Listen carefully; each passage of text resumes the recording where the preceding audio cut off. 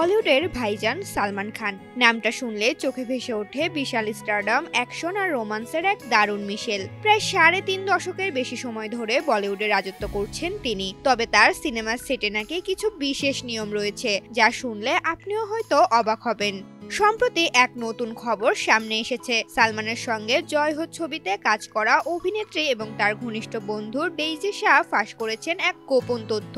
তিনি জানিয়েছেন সালমানের সেটে মেয়েদের পোশাকের উপর কড়া নিয়ম চালু থাকে। ডেইজি শাহ তার বক্তব্যে জানান, সালমানের সিনেমার সেটে কোনো অভিনেত্রী ছোট বা আপত্তিকর পোশাক পরতে পারেন না। ওয়ালটন এখন দেশের সীমানা পেরিয়ে পৌঁছে গিয়েছে 50টিরও বেশি দেশে।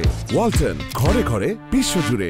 এমন কোনো পোশাকও পরা যায় না যা থেকে বক্ষ বিভাজিকা দৃশ্যমান হয়। এই নিয়ম শুধু জয় হো ছবিতেই নয়, 2021 সালে মুক্তিপ্রাপ্ত অন্তিম সিনেমার শুটিং এর সময়ও কঠোরভাবে মানা হয়েছিল।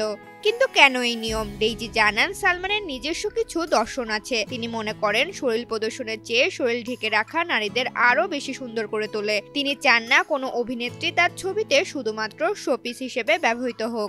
এটি একটি ব্যতিক্রমী চিন্তাভাবনা, কারণ বলিউডে এখন গ্ল্যামার আর ফ্যাশনের এক অন্য জগতে প্রবেশ করেছে। সেখানে দাঁড়িয়ে সালমানের এই সিদ্ধান্ত সত্যিই প্রশংসার দাবি রাখে।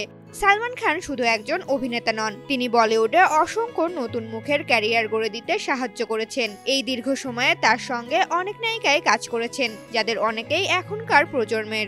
সালমানের এই উন্নত চিন্তা সত্যিই প্রশংসার যোগ্য। ঋতুপর্ণা, জনকণ্ঠ।